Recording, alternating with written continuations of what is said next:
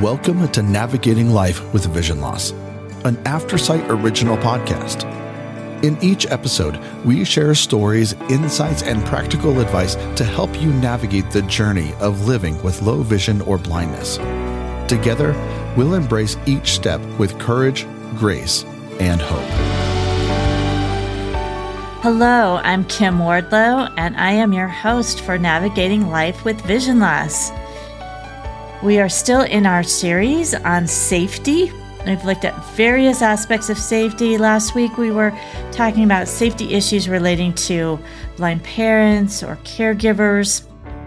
And now this week, we're talking about safety in relationships and making wise choices.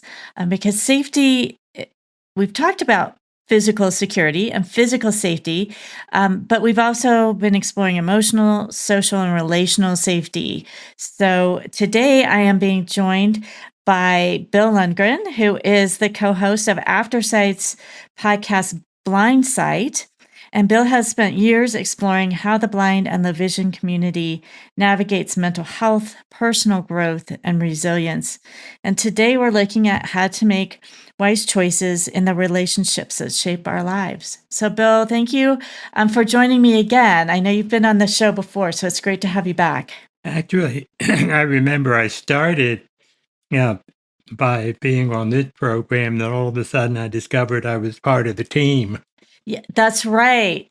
That's right, because our very first topic of what is now Navigating Life with Vision Loss was mental health coming out of COVID a few years ago. And so you were one of our first guests in that month, and Blindsight grew out of that. So And I've been lucky ever since.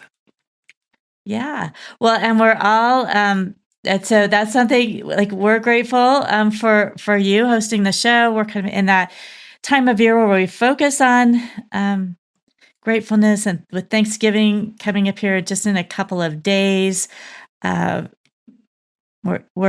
in that. We're often grateful for our relationships, but relationships can also be challenging, and we always want our relationships to be safe and not harmful. But when we talk about safety in relationships, what are we really meaning?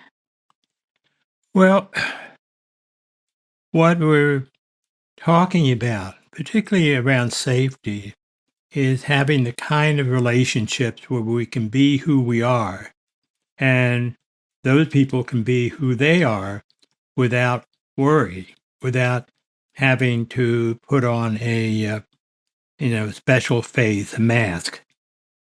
If it's a safe and comfortable relationship, we can drop that mask. Mm-hmm. Well, and it's not just about avoiding harmful people. Obviously, I think probably most of us, if we've lived long enough, have had folks in our lives that were not those relationships weren't beneficial to us and perhaps harmful. But it's also about cultivating and how to cultivate healthy and supportive relationships as well. Yeah. Well, Kim, I wonder if I could just take a moment to have our listeners do a little exercise, if it's a safe place for them to do it. And that would be to take your arms and hug yourself. That is, throw your arms around yourself. And in that time that you are doing that, think about the relationships you're having and also who you are, particularly who you are, because who you are affects the relationship. And you can ask yourself, well, how do I feel about my blindness? Am I open to other people? Am I watchful and not being so open that I just open the door and put myself in harm's way? Am I checking people out do I have people in my life who I consider close, open friends? And these questions are very important, I think, for people uh, to examine, because the first and most important relationship that we're talking about is ourselves. Because we can't make other people change. We can only Right. change ourselves, and we can invite people to change, but Mhm. that's not guaranteed.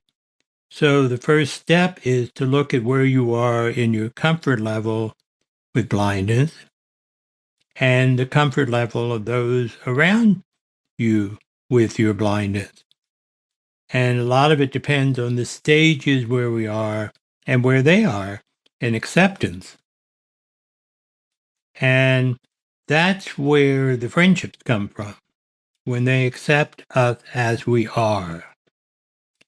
But what we have to look at is, it's been really important for us to have some love for ourselves in order to be protective of ourselves. That makes sense? That does make sense.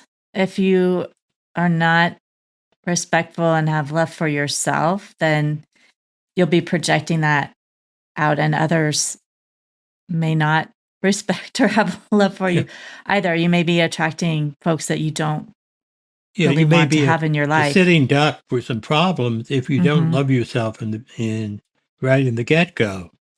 Because some people look for love from the old saying about looking for love in the wrong places. Right. And that's where bad relationships can occur. And that's where, by feeling good about ourselves, and most particularly, one of the most important things is for people to trust their own instinct. Now, no, I'm blind totally, but I was able to be a therapist because, and in fact, some the people that came to me were glad I was blind, because I wouldn't have a bad image of them. Mhm.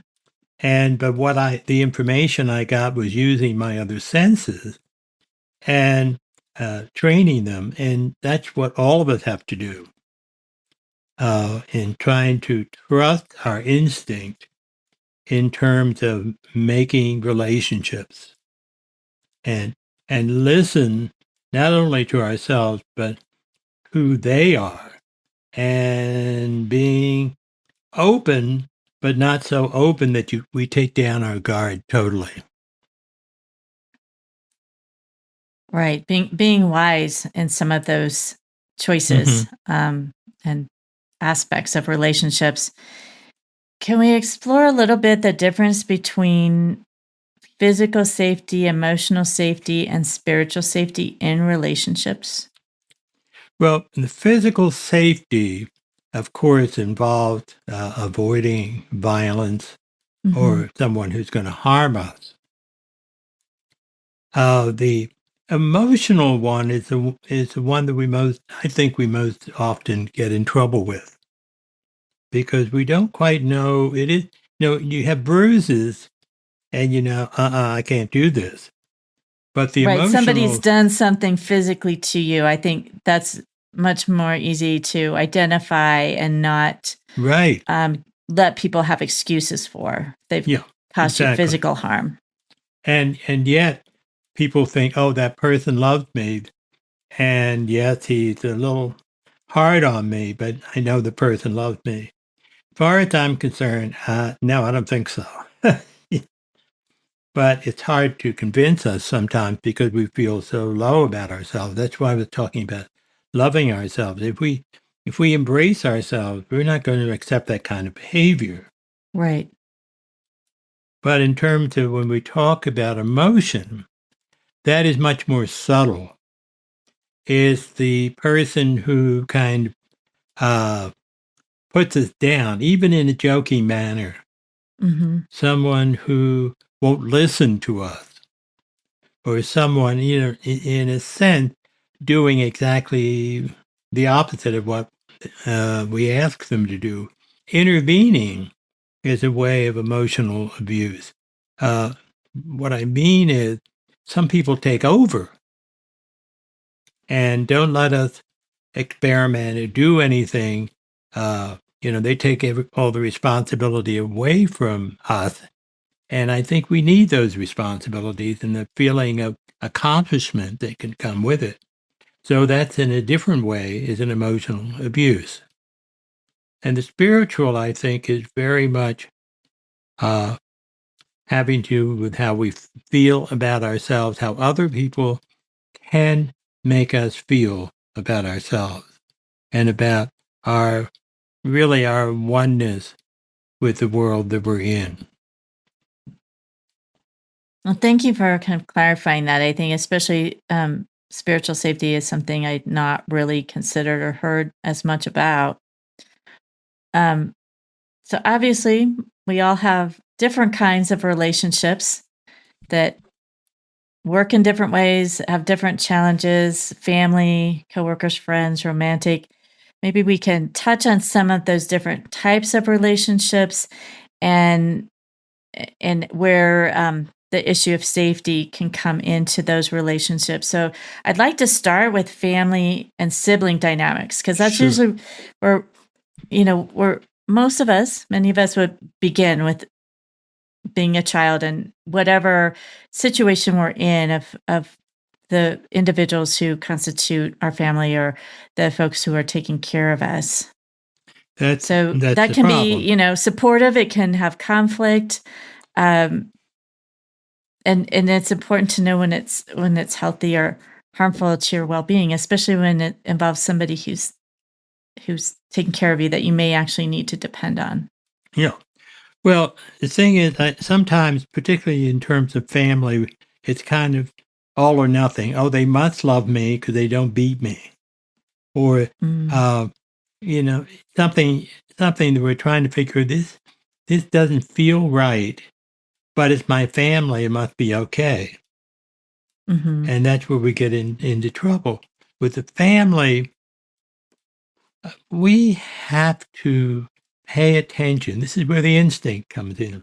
Just because it's a sister or a brother or an aunt or a grandparent, there are times when they may do things that really, when we step back, say, that is demeaning to me.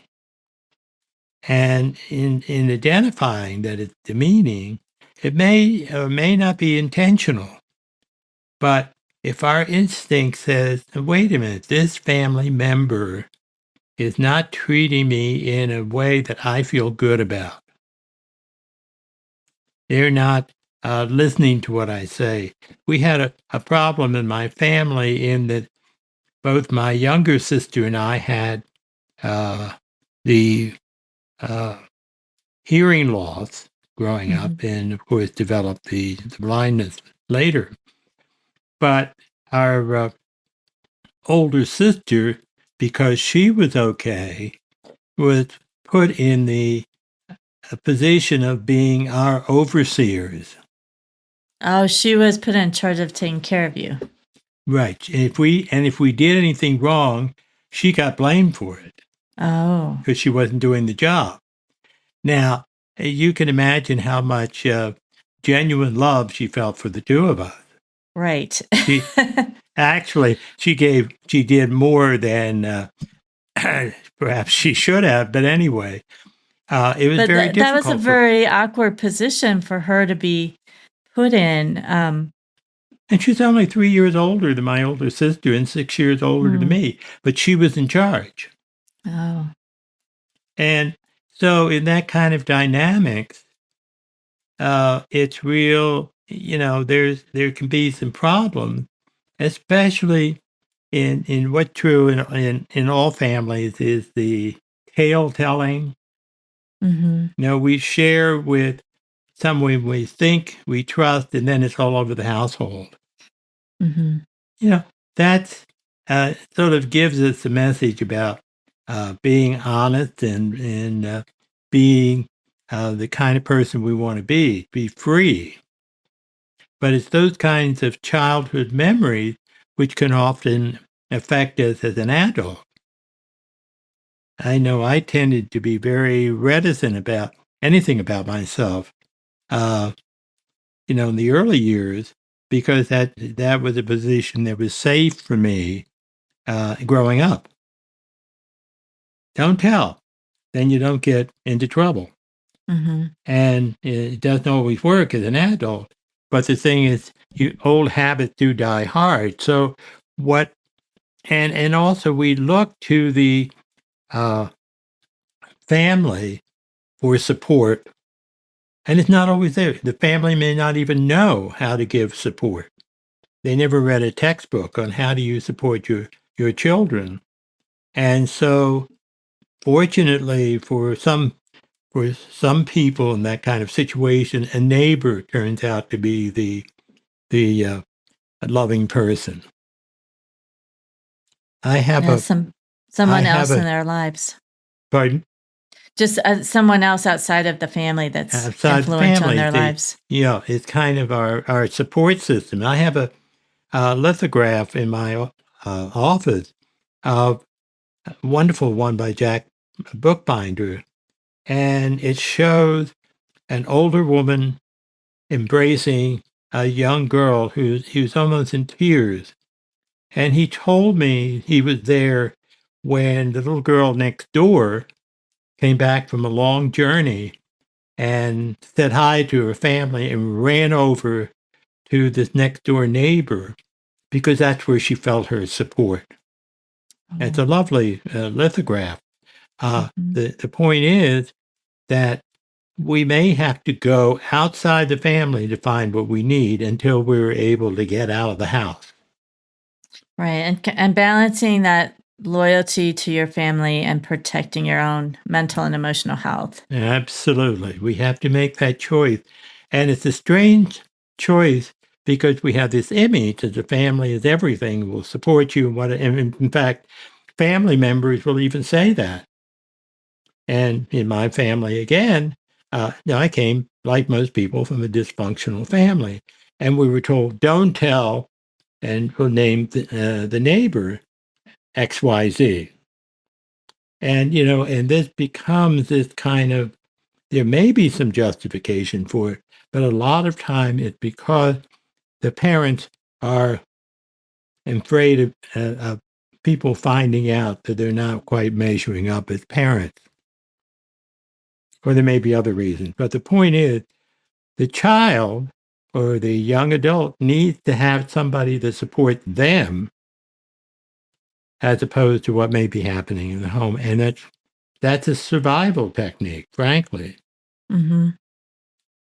So to find somebody so you can set your boundaries, but still have somebody that you can look to for support. Right. Especially if your family's not safe.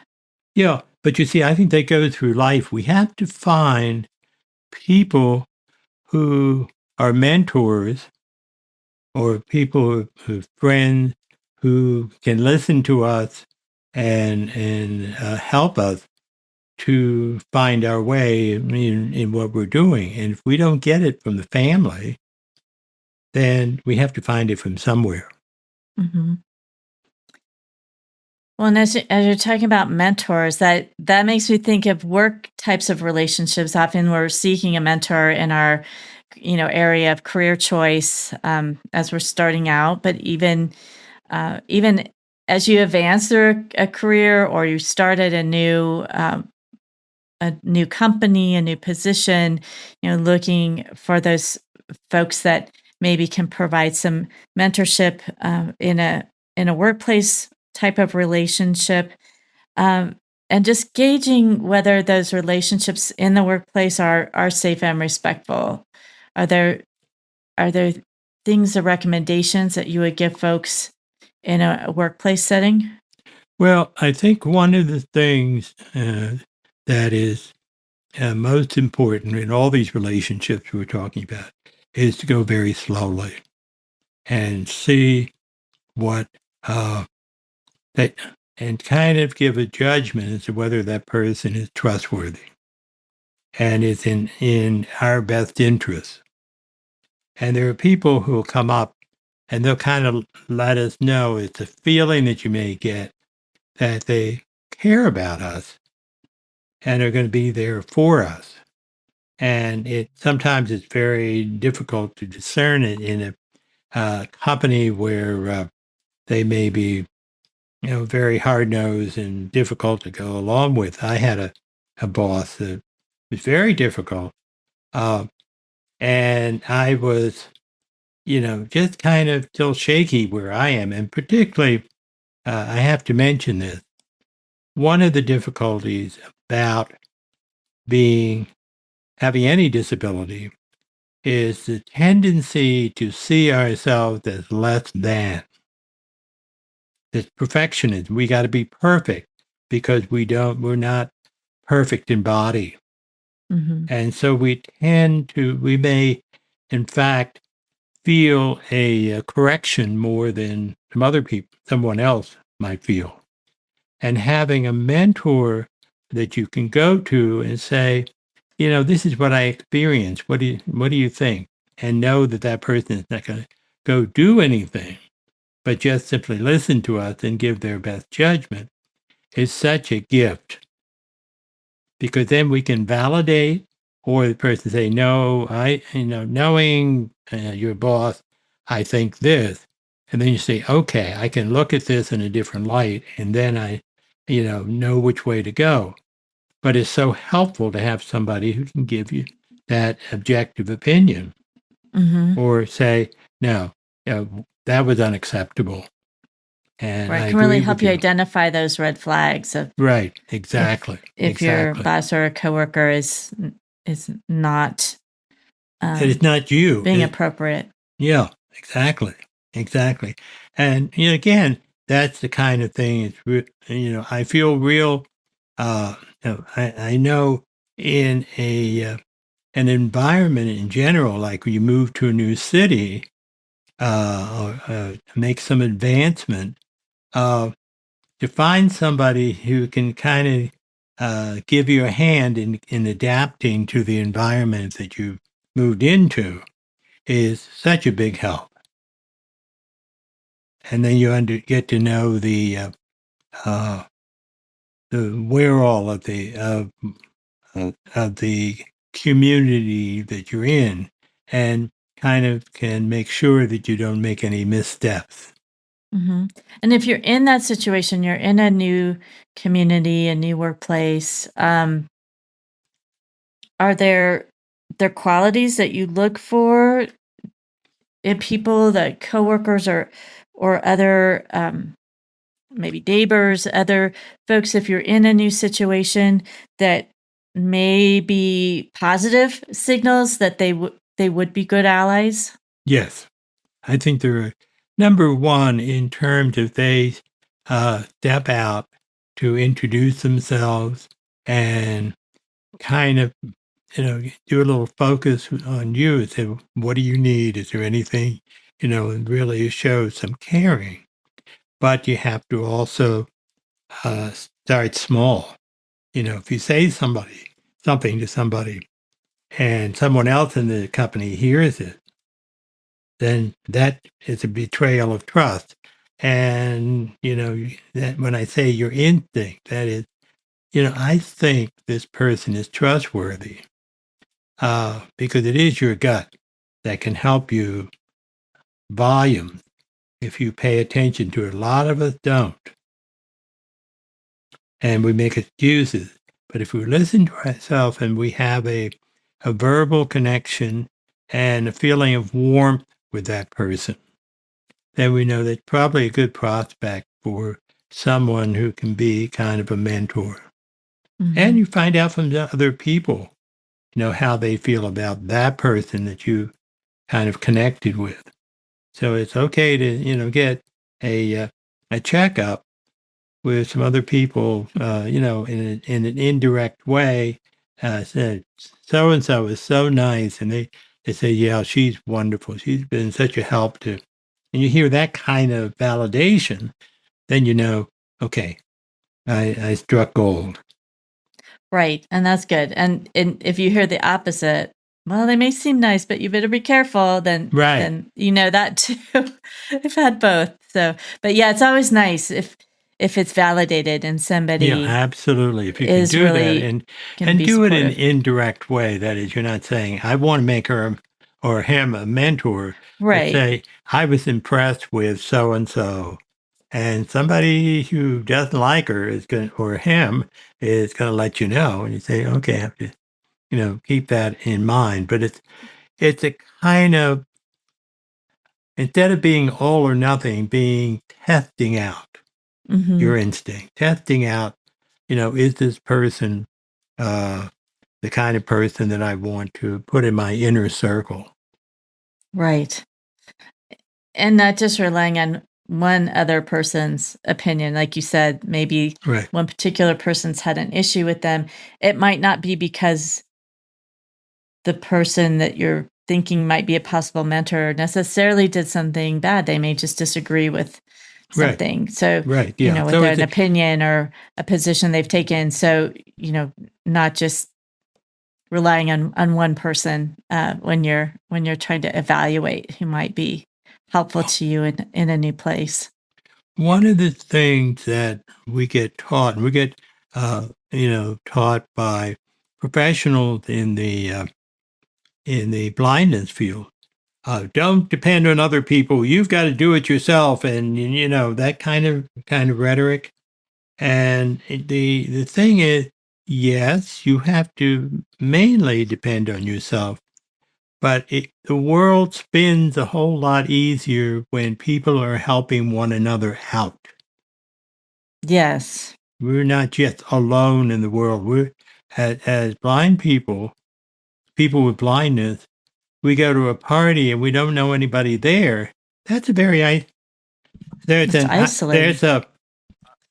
there's a feeling of isolation in a party until somebody says, "Hi there, I'm so and so. Do you want to get something from the food plate or something like that? Can I give you a hand?" Wow, what a relief when that happened, because you can't really do it. Difficult. It's like I'm in a room of strangers and I'm going up. Oh, would you help me find some food? Which works sometimes, but boy, that feels awfully uncomfortable. Mm-hmm. But if Yeah. somebody comes up and offers and, is really nice about it, then you can relax. And the person doesn't have to hang around if you've gotten started and you can feel more comfortable in this place. Right. Well, and some of those topics of choosing, having the ability to do things for yourself, and then times where you choose to allow someone to help you do things because of your relationship with them. And that came up as we're kind of moving from coworker type relationships to more romantic relationships. That had come up in our show a couple of weeks ago, talking about dating relationships, and this could be an area that can be really impactful in terms of safety. If you're hoping to have a very, obviously a very close, more intimate relationship with a person, and those can be really joyful. They can bring a lot of hurt, like both ways. What I know, we talked about that a couple of weeks ago in that episode, but also that was talking about online dating and dating specifically. But in romantic relationships, how do you approach wise choices in who you choose to date or who you choose to commit to? Well, sometimes, in dating, we just feel like I'm never going to try to date anybody again. It's just too much work. But that, and then of course we change our mind. But the thing around romantic relationships, again, is it affirming? Is that person affirming me? And do I feel real safe and good being around that person. And that takes time. And too often we think, and all the songs about across the crowded room, I find romance, and that's a little bit hairy. We need to have the time to get to know the person. And that is, I think, crucial. And know, what similarities and differences do we have? And do we respect each other's difference? That takes time and talking and not rushing into anything. And I think in all of this, we just feel, particularly if we're at a stage where we're really trying to be comfortable with having blindness and we're feeling scared, we can have the uh, idea, at least, that somebody's going to rescue us from this situation. And the only one, that's why I talked about the hugging ourselves. We're the ones that are going to get us out of that situation. Somebody else may use that situation in a way that doesn't benefit us. And that's what we have to pay attention to. Is the person looking down on us and thinking that they can take control? Is the person feeling so bad about him or herself that they want to have control over another person, or they want to uh, to take over in so many different ways and make themselves feel good? So what's going on? Is the person caring about me or caring about themselves in a situation and taking over and not letting me have the independence that I need? Mm-hmm. Well, Is and so many of these things, in terms of dating relationships, potential partner relationships, marriage, can apply across the board. But are there any particular pressures or vulnerabilities that the blind and low vision community may feel or experience? Yeah, well, they experience, one of the things is around independence and somebody feeling like they have to take over, or are feeling like I can't do anything. I have to let somebody else take care of everything. It's that balance there. And it gets very confusing for us and sometimes for the other person. And I think that, again, we look at, you meet someone, why not start off as a friend and get to know them as a friend before you get into the whole romance idea? In other words, don't go rushing into something. Take time to know and feel secure with that other person, and for that matter, that other person with you.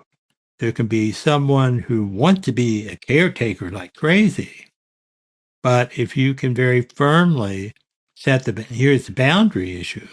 Say, yeah, I appreciate you're doing X, Y, Z, but you have to wait until I ask.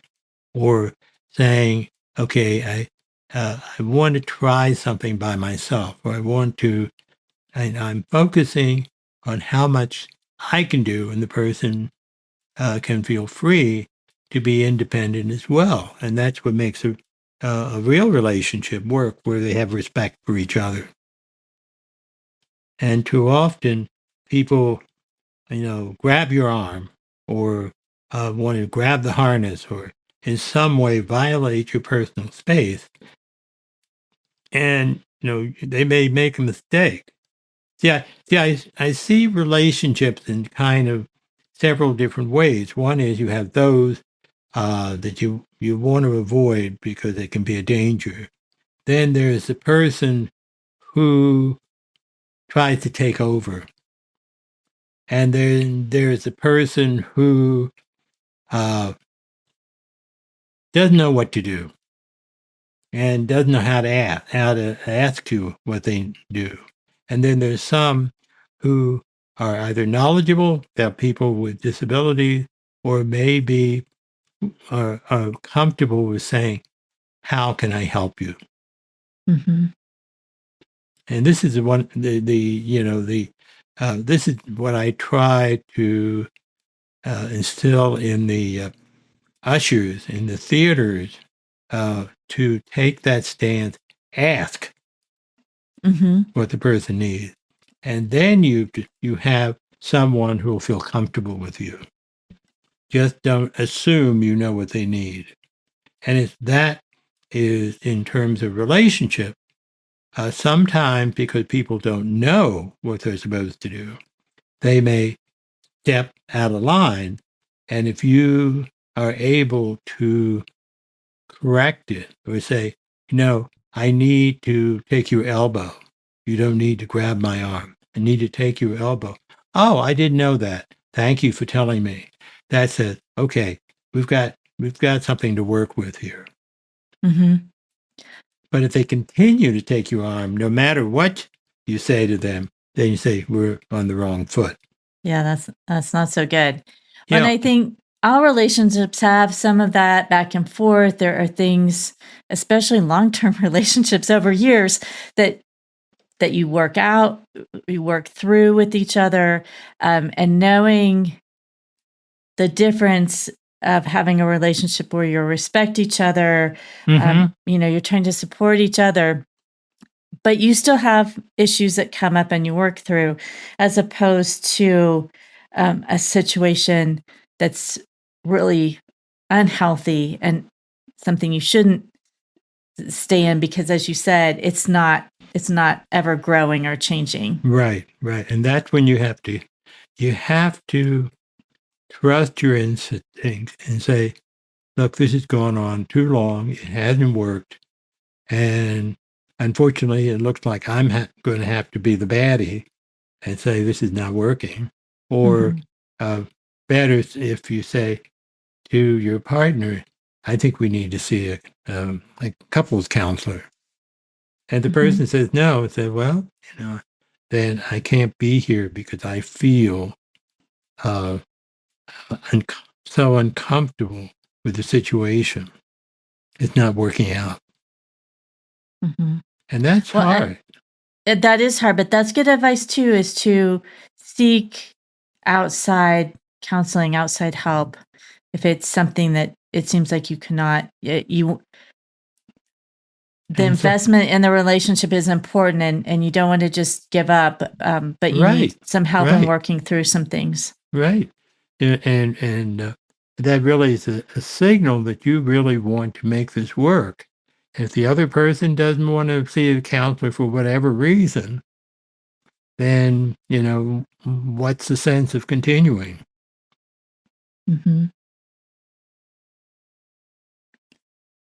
But you see, in all of these relationships, they have to be a two-way street. And also a two-way street where both are equal. As soon as we get into demeaning behavior or being nasty, then it's not a two-way relationship. And that's what you want as a person making your way in the world, as a person with blindness. You want to have an equal relationship, because some things aren't quite equal in terms of sight. But sight has nothing to do with equal relationship. It has to do with our willing to hear and to listen to each other and to make things work out, especially if things that, one of the things I always found in doing couples work, that both parties come in believing that the way they grew up and the way their family operated was just the way every family operates, and the rules that were put in their family, the other partner, that wasn't the rule in their family. And they're astounded when I get each couple to explain what some of the rules were in their family and find it so different from the way it was from their family. Mm-hmm. And, and that you would think they would have talked about it, but a lot of people don't. They just assume that you have the same rules and then Right. get upset when you violate them.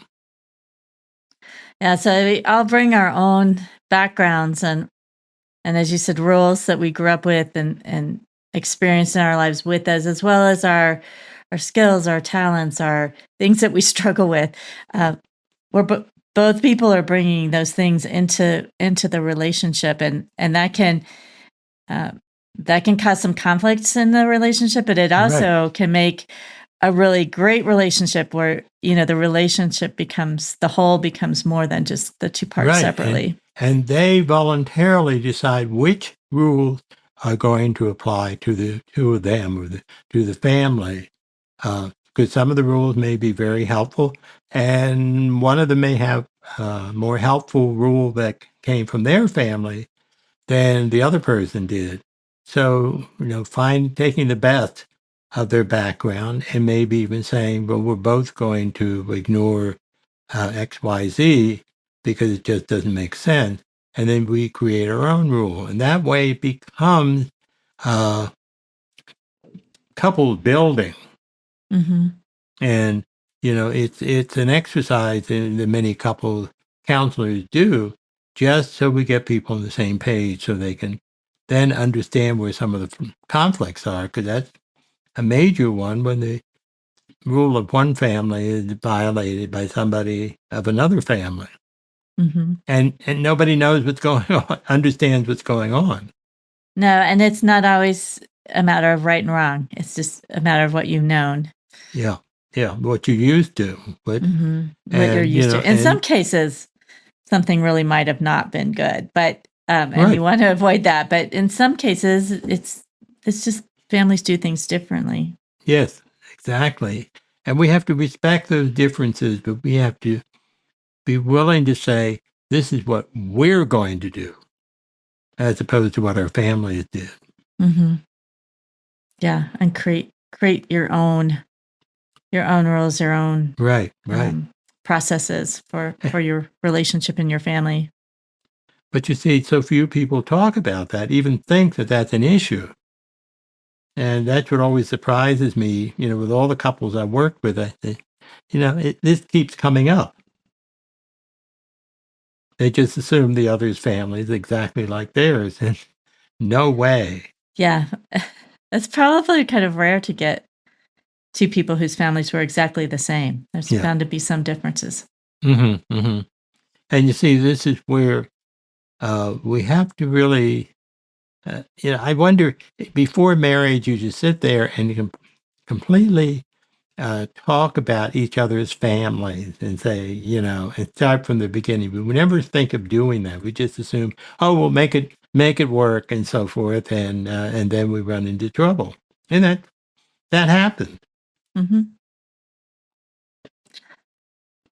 Well, it's a lot of communication, a lot of patience. Bill, you've given us some great information, some great things to think about as we're progressing, either starting relationships or progressing through a relationship that we have and are trying to build that relationship. Just to summarize, if you're trying to assess a relationship's safety, you're looking at the different aspects of physical, emotional, and spiritual safety. As you mentioned, you also mentioned several times that boundaries are really important, no matter what the relationship is, that you can set boundaries and having that community, because if you're in a relationship or a family situation that's not safe, of having other people in your community and around you that can be that safe person or that safe community for you, and how having mentors or counselors can help as well. Is there anything else that you would like to just summarize or close with and say to our listeners? Well, And so I want to come back to that hugging that I mentioned in the beginning, and we think about creating a circle of light around us. We're hugging ourselves, but we also have to rely on a circle of light, friends and people who care about us and are not married to us, but they're just because they like us as friends and so forth. That makes for a supportive environment for us and for couples together because, two things. Helen Keller said, "No one can shame me without my permission." Mm. And the other thing is that if we remember that it's not healthy, I believe anyway, to be an island, Right. and that we have to involve people in our lives, and no matter whether we're single or coupled, having those people around us to kind of keep us, I say, keep us sane, because they're telling us objectively what they see, supporting us in what we're doing, validating what we're doing. It's just so important. And it doesn't mean that we can't do it, but it certainly helps to have that validation. And but the bottom line is we have to pay attention to what we think, what we want, and what feels right to us. Well, thank you, Bill, for those insights, for joining us again on the program. We appreciate that, and this has definitely contributed to our safety series, looking at the different aspects of safety and in our relationships and the various types of relationships, and remembering to listen to our instincts, and not disregard that. So, thank you so much. Thank you for having me on and the opportunity to talk about this important subject. Thank you. And happy Thanksgiving. Yes, happy Thanksgiving to everyone. And definitely tune into Bill's podcast, which is Blindsight. We hope you have a happy Thanksgiving. And then next week, Thanksgiving, this is the big holiday season. Many of us are traveling, so we're going to be talking about safety as we travel. And I think that will be a timely subject for us. As always, we appreciate your comments and suggestions. And if you're enjoying these programs, again, this time of year, as we draw close to Colorado Gives Day on December 9th, this is a great time just to let us know that you're listening, that you're appreciating the programs, whether it's Navigating Life with Vision Loss, Blindsight, The Blind Chick, Blind Level Tech, Code Orange, any of our programs that you might be listening to. If you are able to make a donation through Colorado Gives on Colorado Gives Day, that would be so appreciated. So again, thanks for listening, and we hope this information helps you to navigate your life with vision loss.